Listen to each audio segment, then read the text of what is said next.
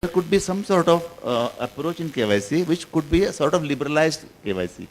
Because if we say the typical architecture, typical governance which to be observed, um, take a case of a simple poor farmer or maybe laborer from a village. Imagine what sort of document we'll have. What sort of document to fulfill to satisfy the bank. Forget about the fulfillment. Which would satisfy to the banker as to who would make him eligible to open an account. But again, thanks to a very liberalized sort of guidelines which RBI themselves they came out, wherein very simple, I would say simplest sort of form of documentation which has been sought for, wherein you would be very surprised to feel that suppose there is some document who doesn't have original, but he has a copy. The new form of KYC says you can attach yourself. The customer himself who would like to open an account, he can attach himself that saying that yes, this is from the attached from the original. And this sort of, I would say, quite liberalized approach which RBI has adopted. So the wide, I would say, Rajmarg or maybe a mega way which has been making open to the bank for these people to open an account. That's one point. Secondly, the point which you mentioned, again, I will take a small leap from which Ritesh has said. Going ahead, maybe again, time is an element, but this may not continue to be only a platform for opening account and maintaining account. Apart from funding them or apart from utilizing this account for transactions from the government allocation, yes, there are so many avenues which definitely all banks, including private sector banks and all fraternity, they are looking for.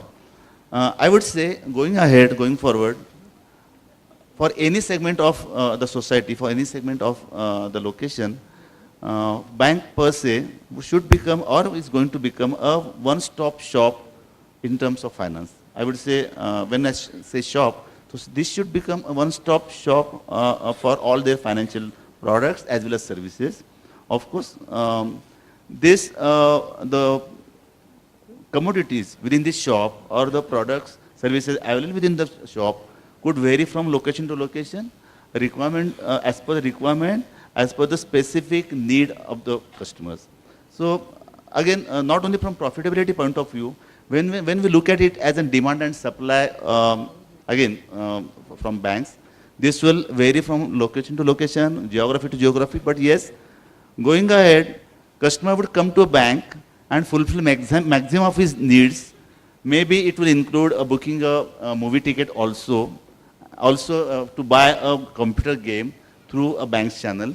So definitely it's going to be not only limited to this particular specific limited functions to start with, but it will become in real case a multi-stop shop, and not only as a shop, but to the entire satisfaction of the customer.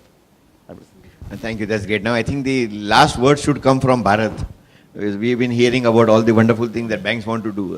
Sandeep, do you think that the urban intrusion into the rural market is a threat for institutions that have been working in that area, or do you think that you have certain age that will help you withstand this onslaught of technology and big players coming into the market?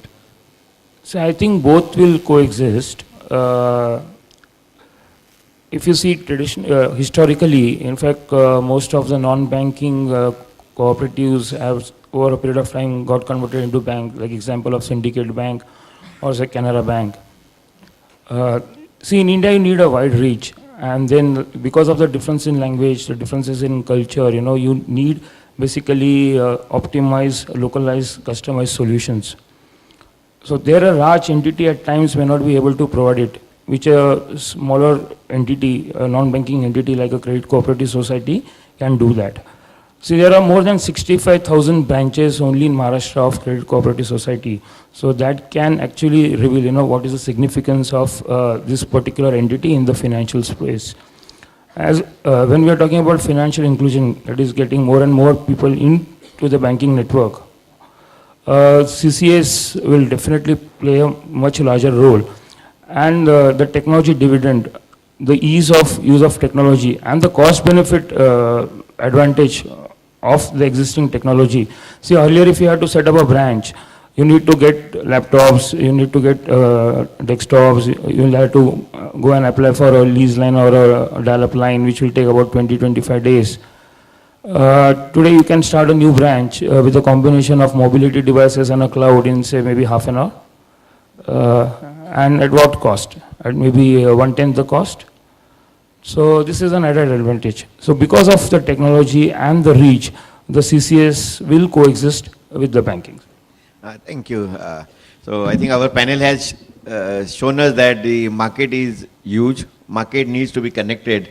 Both sides will benefit from that. Who benefits more is going to depend on his smartness, but I don't think anybody will end up as a loser. Priority sector was where the banks had to lend money and take a great risk. In financial, there is no risk, there is only an expenditure investment over a period of time, and in the next 3 to 5 years, you will see banks, telcos, cooperative societies working harmoniously together and trying to change the ecosystem. Thank you very much, Sandeep, Ritesh and Kanchan for your time and your inputs. And may I announce that this panel discussion is closed now. I know this, of course, is